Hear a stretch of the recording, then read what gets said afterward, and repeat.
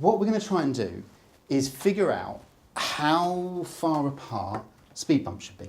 Traffic calming provides the context for this problem, designed to help students develop their skills in mathematical modelling. Their challenge is to model a situation which allows them to suggest what spacing the speed bumps should have, to restrict the speed of cars to below 20 miles an hour. To begin, the teacher allows students to develop their initial model, which later they will be invited to refine. First then, to think about the relevant factors and the assumptions they need to make. S divided by 2, it stops accelerating. Does that make any sense? Can't implying that acceleration is equal to the rate of deceleration. Oh, I guess it could. Yeah. I guess we've got to make assumptions like that in order to get an answer. Students needed to make assumptions based on what they knew and appreciate that our model starts very, very simple. At some point. So that's 5. Okay. Once the students settled and they got used to this idea of we're creating a model, became comfortable with the sorts of things they need to look at. One of the students bringing up the idea of constant acceleration. It's going to start at 5 from the previous speed bump, is it? Okay, yes, so starting at 5 from its previous speed bump.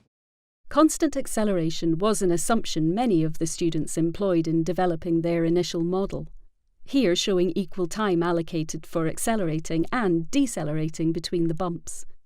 In adopting this, they also assumed that the car would be capable of accelerating from 0 to 60 in 10 seconds.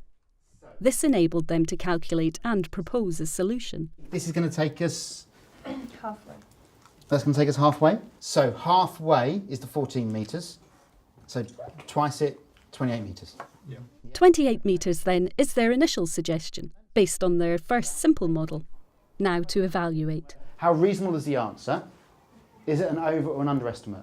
We ended up with 28 metres. Well, how far is 28 metres? And then relating it to car lengths. Does our model of 28 metres, 9 car lengths, seem reasonable? Think about your experience in the world. Is the solution reasonable? And can the model be refined in some way that improves it? What do we think about our simple model? What can you tell from the graph about any of the other assumptions that we made? That you go immediately from accelerating to decelerating. Could you have a very quick conversation on your tables, sort of 30, 40 seconds? What improvements could we make with our model? Road conditions as well. Yeah.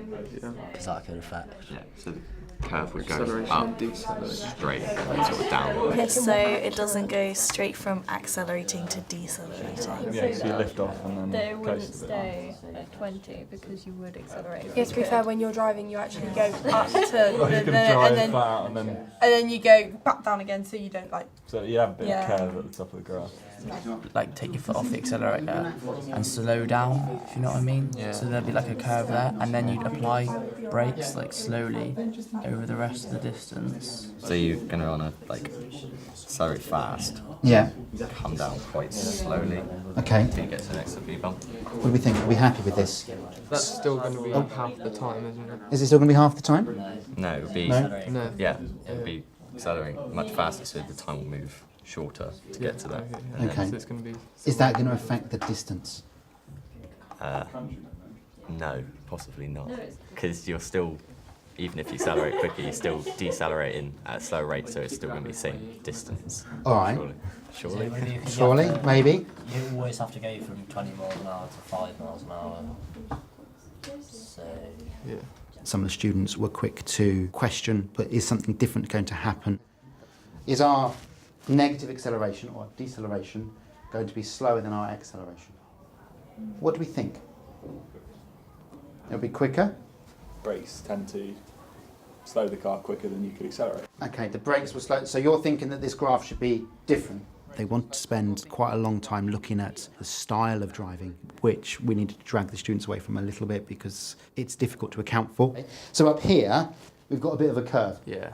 because the acceleration will slow a little bit. Yeah.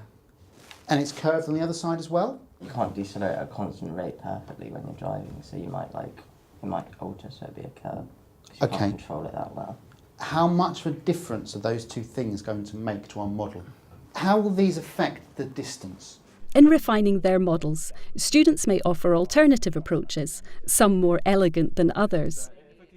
Encouraging students to explore the appropriateness of these provides opportunity to draw on a wider range of mathematical skills, developing their understanding about when to and when not to apply more sophisticated techniques. It's getting used to the modelling cycle and understanding when is a simplification necessary and when is it an oversimplification. So with the new specifications, students are going to be asked a lot more about modelling their mathematics, either within a mechanics background or just for something obscure. So they've got to look at how they can make assumptions and then what effects each of those may have, and looking at the context of the questions as well as the maths involved.